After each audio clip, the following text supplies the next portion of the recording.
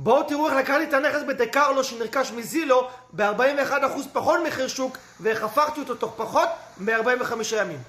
גזמנו עץ ענק ומאיים, וניקינו את החצר האחורית, המשכנו בפירוק מקלחות, המשכנו בגדר היקפית חדשה, הכנות לריפייפ ורידריין כמו בספר.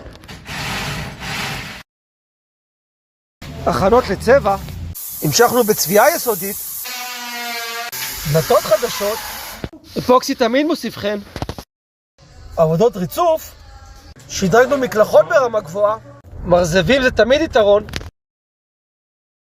החלפת גופי תאורה, מוצרי חשמל מהשקית, דוד מים מהשקית, וסיימנו בניקיון. ועכשיו למספרים: רכישה, שיפוץ בשוערך, שיפוץ בפועל, ליווי ומימון, all in, ARV, שכירות ותשואה, קאשבק.